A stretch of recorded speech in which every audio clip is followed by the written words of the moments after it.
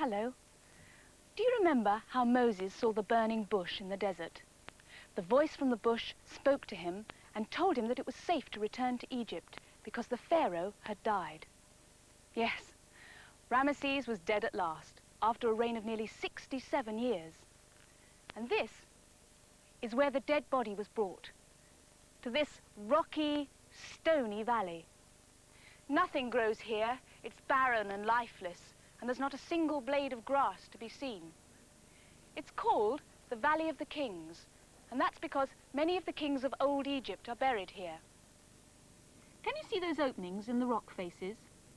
Each one of those dark holes is the entrance to one of the royal tombs. Over here is the entrance to the tomb of Ramesses. Now, we know quite a lot about what Ramesses did when he was alive, and we also know quite a lot about what happened to him when he was dead. In fact, we even know what his dead body looks like. You see, the Egyptians used to do things to dead bodies to stop them from rotting away, and many of them can still be seen in museums. Some are hidden away in a casket, like this one, but others can be seen without any coverings on them at all. And here's the one that we're interested in, the body of Ramses the Great. It's amazing, isn't it? He looks as though he's just having a snooze, but he's been dead for over 3,000 years. People who've looked closely at the body have learnt a lot about Ramesses. They know he had bad teeth, for example. They must have given him a lot of pain. And he had cold feet and a sore hip. Poor old Ramesses. That may explain why he was such a bad-tempered pharaoh. But how is it that he's so well preserved? Well, it's all because of this trick the Egyptians had of mummifying bodies. First of all, they take out some of the inside bits, like the lungs, the liver and the stomach, and then they would dry the body out. By drying the body, they stopped it from rotting, in much the same way as you can preserve food by drying it. Once the body had been prepared, they'd wrap it in bandages. When that had been done, they'd place it in a casket, shut down the lid, and last of all, they would place the casket in a coffin and then place another lid on top. The Egyptians thought that mummifying people was a very good thing. They even did it to animals that they loved. Here's a mummified dog, a duck, and a cat. They thought that if you mummified a person or an animal, it made it possible for them to go on living in the next world and enjoying themselves. Come and have a look at the mummy corner in our museum. We've got 4 of them. Now this is a mummified dog. There we are. Now, let's see if you can guess what the others are. Now, what do you think this one is? Meow. That's right, it's a cat. There he is. Now, what about this one? What do you think this one is? Quack, quack. It's a duck. That's right. Now, what about this one? This one crawls along the ground. So it's a crocodile. And now we're going to add Ramesses the doll to the museum by burying him in the Egyptian way. We won't have to dry him out, but we've got to wrap him in bandages like this, like I'm doing. Here we are. One mummified pharaoh. Meanwhile, I've made him a coffin out of a shoebox. The coffin was usually made of wood or stone. And I've also made him a casket. That's from a smaller shoebox, which I've wrapped in gold foil. One fits inside the other. Does the big coffin fit inside the little casket? Oh, no, I don't think so. I think it's the casket that goes into the coffin, don't you? And now we'll put the mummy in. In you go, Ramesses. Yes, there you are, Ramesses. Now, we'll just put the decorated lid on top. There we are. Now, you'll notice I've painted some eyes on the outside. That's what the ancient Egyptians used to do. They thought that if they painted eyes on the coffin, it would help the dead person to see out. After all the preparations had been made, the mummified body was brought to its last resting place. First of all, the body was rowed across the Nile on a boat. And then a team of oxen dragged it to its final resting place on a sledge.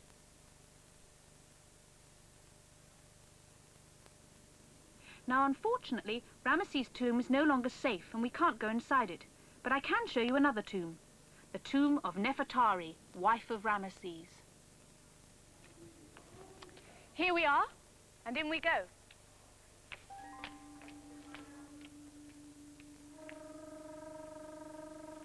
It's really huge, full of long stairways and big rooms, and the walls are covered in marvellous paintings.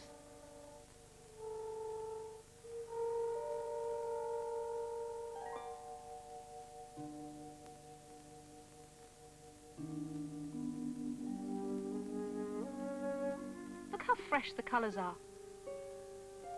It could have been painted yesterday.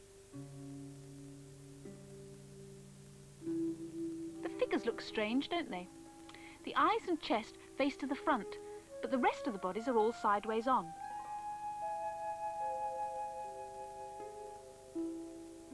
Perhaps you could try painting some Egyptians like that after the programme. Tombs like those are nearly all empty now. They were stripped bare by thieves thousands of years ago. But when the dead bodies were first brought here, they would have been surrounded with treasures and all the things that the Egyptians believed the dead person would need in the next life. Chairs, beds and tables. A chariot for him to travel in case he had some journeys to make. And chests full of food and drink and jewellery, and little model servant figures who'd do all the work for the dead man in the next life. We've made a tomb for our coffin out of a big box, and we've cut one side away so that you can look inside. And as you'll see, I've given it some wall paintings, and I've piled it up with some burial objects too. Look, over here is a chair, and there's a bed, and I'm going to put in some grapes and some orange squash, just in case he gets a bit thirsty. And here are the servant figures that are going to do all the work for him. Oh, and let's give him some dice. There we are, just in case he gets a bit bored. And flowers. Ah, the Egyptians always had flowers in their coffins.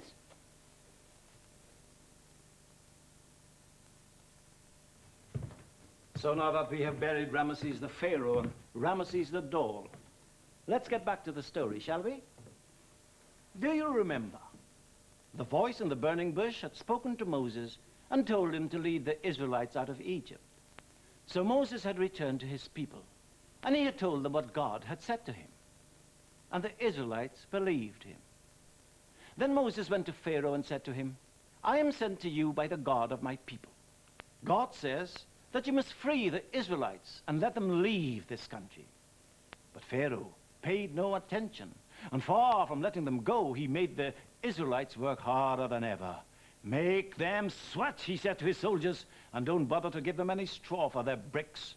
Let them find their own straw. That will teach them a lesson. Then Moses went back to Pharaoh. You must let the Israelites go, he said, for if you don't, we will turn the waters of the Nile into blood. Pharaoh laughed at him. That's impossible. Do you take me for a fool? But Moses struck the Nile with his rod, and it happened just as God had said it would. The river turned to blood. The fish started to die, and the water was so foul that no one could drink it. Then God said to Moses again, Go back to Pharaoh, Moses, and ask him again.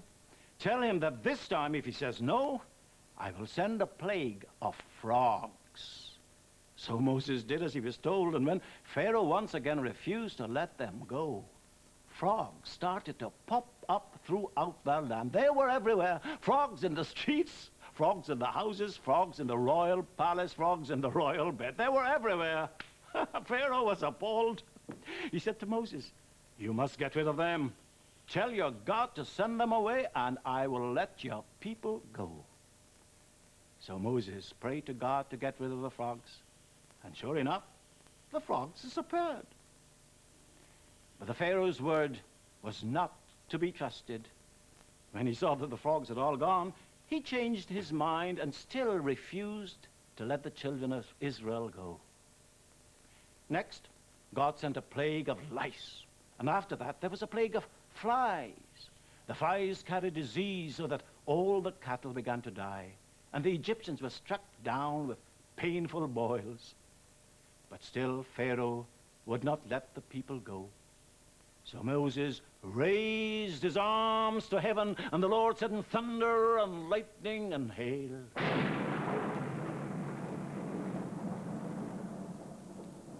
And after that, a dense swarm of insects settled in the country. The insects were things called locusts, which ate every green thing in the land, all the corn in the fields and the leaves and the trees. The farmers were ruined. And Pharaoh's servants begged him to let the Israelites go, but still Pharaoh said, "Nope." So Moses stretched out his hand again, and a thick darkness covered the entire land. "This time," said Moses, "there will be great sorrow in Egypt. The angel of death will pass through the land, and the eldest child of each Egyptian family shall die. Please listen to me, Pharaoh, or you will be sorry." But the Pharaoh's ears were deaf, and that night the last and the most terrible of the plagues arrived. The Israelites were unharmed, but the Egyptians died by the hundreds, and among the Egyptian dead was the eldest son of the Pharaoh. The foolish Pharaoh had paid for his pride, and now at last he gave in. "Take your people," he said to Moses, "take your people and go. I never want to see you in Egypt again." So the children of Israel rose up and left, and Moses led them into the desert.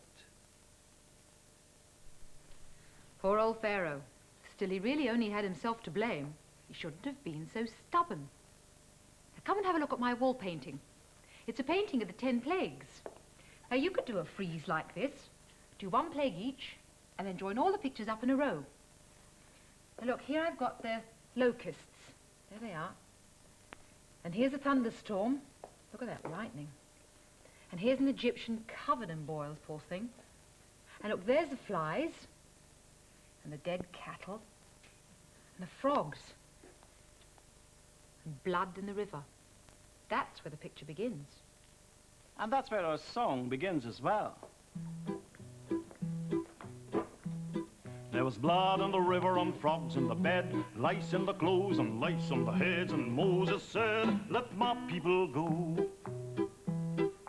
"Pharaoh, Pharaoh, listen to me, you must set my people free." But Pharaoh, he said no. Next came swarms of flies a-flying, and the cattle and the goats and the sheep lay a-dying, and Moses said, "Let my people go." "Pharaoh, Pharaoh, listen to me, you must set my people free." But Pharaoh, he said no.